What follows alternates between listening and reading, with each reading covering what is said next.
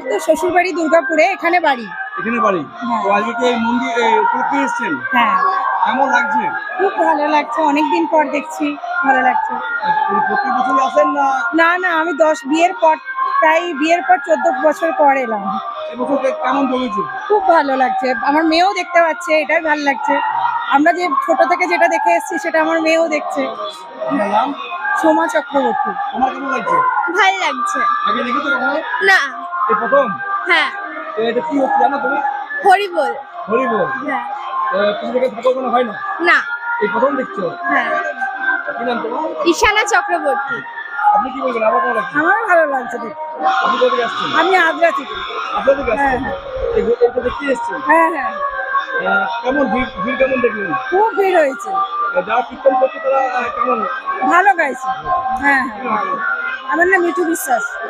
আমাদের এখানে প্রত্যেকবারে খুব জমজমাট হয়। আর এই আসরে যারা সত্যি কীর্তনীয়রা যারা চান্স পায়, এটা সবচেয়ে বড় আসন। তো এটা যারা চান্স পেয়েছে তারা প্রায় বলে গেছে যে এই জায়গাতে আমাদের কীর্তন করে মন ভরে গেছে।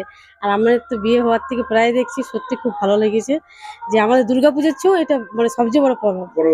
হ্যাঁ, এখানে দেখলে প্রচুর ভক্তরা সবাই এসেছেন। সব কি এলাকার না বাইরে রয়েছে? হ্যাঁ, বাইরেও এসছে প্রায় ঘরেই, মানে সবার ঘরে রান্না বান্না তো হয়। আর প্রত্যেকটা ঘরেই কুটুম আছে, আর বাইর থেকে বেশি আছে আমাদের গ্রামে। কুটুম অনেক আছে? হ্যাঁ, কুটুম অনেক আছে। তো আর কতদিন চলবে? কালকার দিনই শেষ, কালকে আজকে জাগরণ, কালকে ভাঙন। এটা কি আপনাদের উৎসব নাকি আপনাদের? হ্যাঁ, এটাই আমাদের সবচেয়ে বড় উৎসব। আপনার নাম? পূর্ণিমা নন্দী, এখানে বাড়ি? এখানে বাড়ি, আমি এখানকার বউ।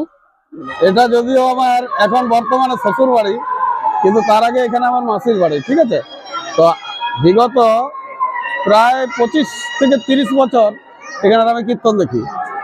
তো এইখানের কীর্তন মানে কি, এই রঘুনাথপুর সাব ডিভিশনের মধ্যে আমাদের শাখা, রক্ষতপুর, কৃষ্ণপুর, তারপর আপনার আড়রা, বড়বাগান, এই যে গ্রামের যে কীর্তনগুলো হয়, এতে সাধারণত পালা কীর্তন হয় না বললেই চলে। এখানে শুধু রং কীর্তন, কিন্তু সেটা কিন্তু খুব সুন্দর এবং জাঁকজমক হয়। অনেক মানুষের ভিড়, এই ভিড়ের মধ্যে যেন আমরা সবাই হারিয়ে যাই, কিন্তু তার মধ্যেও যে আনন্দ উপভোগ করি, আমার মনে হয় পালা কীর্তন যেখানে হয় তার থেকে বেশি আনন্দ উপভোগ করে এই গ্রামের যত অনুষ্ঠানগুলো হয়, মানে কীর্তন। না, এলাকার সাথে বাইরেরও আছে। এলাকার তো আছেই, এটা তো থাকা স্বাভাবিক, কিন্তু বাইরেরও আছে, বিশেষ করে জামাইয়ের পরব। ব্যবস্থাটা খুব সুন্দর, মানে আর প্রকৃতিকে সব থেকে আমরা কি বলবো বাহবা দিই। এই প্রকৃতি মা যেভাবে মানে এই কীর্তনটাকে আরো সম্পূর্ণ করেছে, তার জন্য ঠাকুর দেবতাদের প্রতি অশেষ ধন্যবাদ। যে এত বিকেল বেলায় এত ঝড় বৃষ্টি হওয়ার পরেও, মানে ঝড় উঠেছিল, কিন্তু সন্ধ্যার নামতেই পুরো মেঘ ফাঁকা, সুন্দর ঠান্ডা পরিবেশ। এই পরিবেশে মানুষ খুব আনন্দ উপভোগ করছে। আমার নাম উত্তম মাঝি, বাড়ি ভামুরিয়া। বিগত অনেক বছর ধরে আমাদের হরিনাম সংকীর্তন হয়ে আসছে। আমাদের পরিচালন কমিটি চেঞ্জ হয়েছে, কিন্তু আমাদের মোটামুটি জমায়েত ভালো হয়। আজ আমাদের 4 দিন ধরে হরিবোল চলছে, আর 4 দিনে জাগরণ। আমাদের রবিবারের রাতের থেকে, মানে রবিবারের ভোর থেকে শুরু হয়েছে। সোমবার থেকে অ্যাকচুয়ালি শুরু, সোম, মঙ্গল, বুধ আর জাগরণ। আর কালকে হচ্ছে আমাদের কুঞ্জ বর্ণন, অর্থাৎ ভাঙন। আর মোটামুটি অনেক লোকের সমাগম হয়।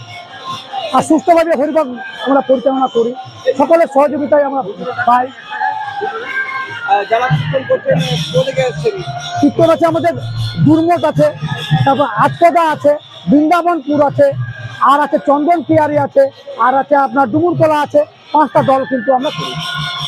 হাজার হাজার ভক্তদের ভিড় হয়েছে, সব এলাকাবাসী না বাইরে থেকেও? না, বাইরের থেকেও আমাদের সমাগম হয়, বাইরের থেকেও আছে।